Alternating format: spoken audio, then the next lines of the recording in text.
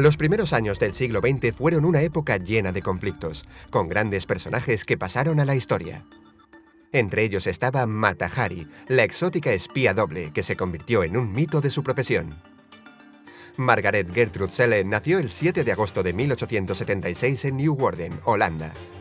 Hija de Adam, sombrerero de profesión, y Antje, que falleció cuando Margaret era adolescente, tenía 3 hermanos menores. Desde muy joven destacó por su belleza y estudió para ser maestra. En 1895 respondió al anuncio de un militar holandés destinado en las Indias que buscaba una esposa. Comenzaron a cartearse y meses después se casaron, a pesar de los 20 años de diferencia entre los dos.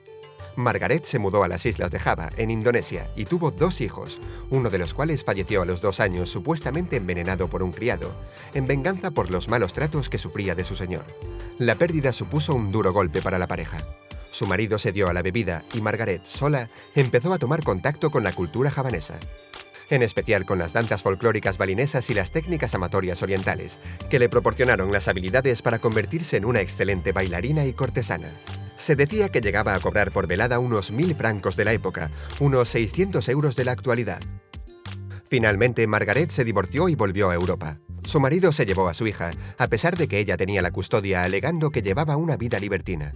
Agobiada por la falta de recursos económicos y aprovechando sus dotes y conocimientos sobre la cultura oriental, Margaret decidió empezar de cero y construirse su propio personaje. Se mudó a París y se hizo pasar por una princesa de Java llamada Mata Hari, que en malayo significa ojo del amanecer. Se convirtió en bailarina exótica y ofrecía espectáculos de danza sensual que la convirtieron en una figura famosa en la capital francesa. Los caballeros parisinos se peleaban por conseguir sitio en las primeras filas de sus espectáculos. Viajó por toda Europa contando la historia de cómo nació en un templo sagrado hindú y le fueron reveladas desde niña las sagradas danzas de su gente. Gracias al mito que creó en torno a su figura, Mata Hari llegó a tener romances secretos con altos funcionarios, militares y políticos del gobierno. Estos romances y sus contactos entre la alta sociedad resultaron el origen de su perdición. Hacia 1910 su fama era tan grande que le surgieron numerosas imitadoras. Intentó volver a recuperar a su hija, pero su padre, una vez más, se la llevó lejos. Nunca más volvió a verla. En 1914 estalla la Primera Guerra Mundial y Europa entra en crisis. Mata Hari fue acumulando deudas a causa de su lujosa vida y viéndose mayor para continuar con su trabajo de bailarina, decidió aceptar la proposición de uno de sus amantes. El cónsul alemán en Ámsterdam se ofreció a pagar sus deudas a cambio de que Mata Hari se convirtiese en informadora para la inteligencia prusiana, y así adquirió una nueva identidad, la del agente H-21.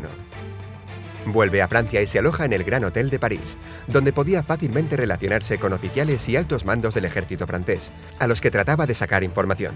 Por su parte, los franceses sospecharon de sus actividades y decidieron vigilarla y tratar de sonsacarle información sobre las fuerzas alemanas.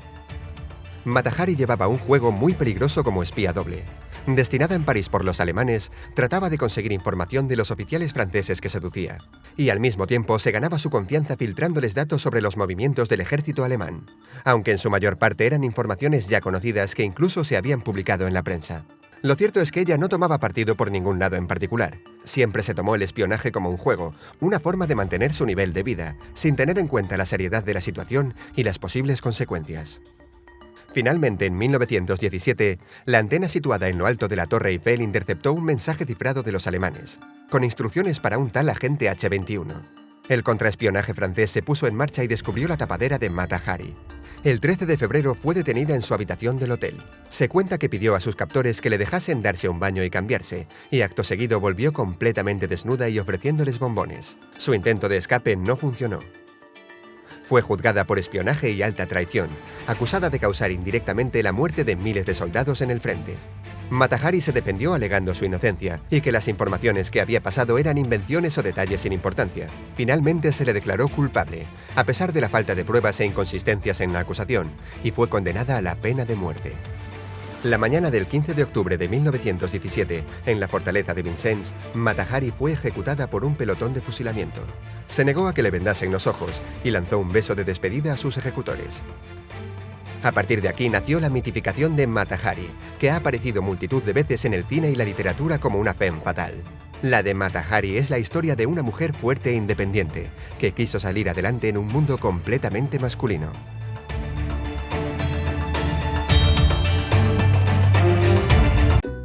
No olvides suscribirte y darle a like si te ha gustado. Y también puedes seguirnos en nuestras redes sociales, Facebook, Twitter e Instagram. Hasta el próximo vídeo.